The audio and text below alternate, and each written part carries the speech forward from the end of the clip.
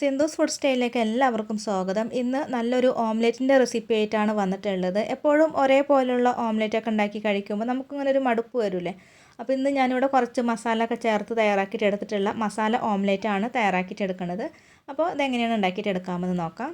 ഈ ഒരു ഓംലെറ്റ് തയ്യാറാക്കിയിട്ട് എടുക്കാനായിട്ട് ഞാനിവിടെ 3 കോഴിമുട്ടയാണ് എടുത്തിട്ടുള്ളത്. ഇതൊരു ബൗളിലേക്കൊന്ന് പൊട്ടിച്ചിട്ട് ഒഴിച്ചു കൊടുക്കുന്നുണ്ട്. അതിനുശേഷം ഇതിലേക്ക് നമുക്ക് സവാള ചേർത്ത് കൊടുക്കാം.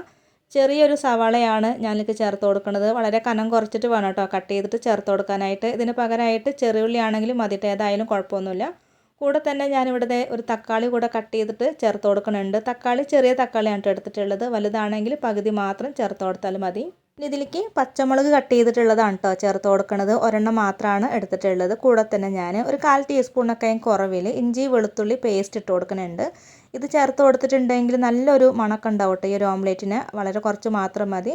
ഇതിലോട്ട് ഞാൻ കുറച്ച് ഉപ്പ് കൂടെ ഇട്ട് കൊടുക്കുന്നുണ്ട്. പാകത്തിനുള്ള ഉപ്പ് ചേർത്ത് കൊടുത്തതിന് ശേഷം പിന്നെ ഇതിലേക്ക് നമുക്ക് മഞ്ഞൾപ്പൊടി ചേർത്ത് കൊടുക്കാം. നല്ലൊരു കളർ കിട്ടും ഇത് ചേർത്തിട്ടുണ്ടെങ്കിൽ. പിന്നെ ഒരു 1/4 ടീസ്പൂണൊക്കെ കുറവിൽ മുളക് പൊടിയാണ് ഇട്ട് കൊടുത്തിട്ടുള്ളത്. അപ്പോൾ ഇതിൻ്റെ അളവ് നിങ്ങളുടെ എരിവിനൊക്കെ അനുസരിച്ചിട്ടൊക്കെ എടുക്കാം കേട്ടോ. ഇനി ഞാനിവിടെ ഒരു നുള്ള് ഗരം മസാല പൊടിയാണ് ചേർത്ത് കൊടുക്കുന്നത്. ചിക്കൻ മസാല ഉണ്ടെങ്കിൽ അത് ചേർത്ത് കൊടുക്കാം കേട്ടോ, ഏതായാലും കുഴപ്പമില്ല. ഇനി ഇത് നന്നായിട്ടൊന്ന് മിക്സ് ആക്കിയിട്ട് എടുക്കാം. ഒരു വിസ്ക് വെച്ചിട്ടോ അതല്ലെങ്കിൽ ഒരു സ്പൂൺ വെച്ചിട്ട് നല്ലോണം ഒന്ന് മിക്സ് ആക്കി കൂടെ കൊടുക്കാം. നമ്മളെപ്പോഴും മുട്ട ഓംലെറ്റ് ഒക്കെ ഉണ്ടാക്കിയിട്ട് എടുക്കുക. ഉള്ളി, പച്ചമുളക്, കറിവേപ്പില, ഉപ്പൊക്കെ ഇട്ടിട്ട് നന്നായിട്ടൊന്ന് മിക്സ് ആക്കിയിട്ടൊക്കെ എടുക്കാറൊക്കെ അല്ലേ ചെയ്യുക. അപ്പോൾ ഇതുപോലെ കുറച്ച് മസാല പൊടികളും പിന്നെ കുറച്ച് ഇഞ്ചി വെളുത്തുള്ളി പേസ്റ്റൊക്കെ ഇട്ടിട്ട് ചെയ്യുകയാണെങ്കിൽ നല്ലൊരു ടേസ്റ്റി ആയിരിക്കും കേട്ടോ. അതുപോലെ തന്നെ നല്ലൊരു മണമായിരിക്കും ഈ ഒരു ഓംലെറ്റിന്. അപ്പോൾ ഇതുപോലെ ചെയ്യാത്തവരൊക്കെ ഉണ്ടെങ്കിൽ ഒന്ന് ട്രൈ ചെയ്ത് നോക്കുക. ഇതുപോലെ ചെയ്യണവരൊക്കെ ഉണ്ടാവും കേട്ടോ. അപ്പോൾ ഇതുപോലെ ഉണ്ടാക്കാത്തവർക്കൊക്കെ വേണ്ടിയിട്ടാണ് ഈ ഒരു വീഡിയോ ഷെയർ ചെയ്തിട്ടുള്ളത്. അപ്പോൾ ഞാനിവിടെ ഇത് നന്നായിട്ടൊന്ന് മിക്സ് ആക്കിയിട്ട് എടുത്തിട്ടുണ്ട്. ഇനി നമുക്കിത് വെച്ചിട്ട് പെട്ടെന്ന് തന്നെ ഓംലെറ്റ് തയ്യാറാക്കിയിട്ട് എടുക്കാം.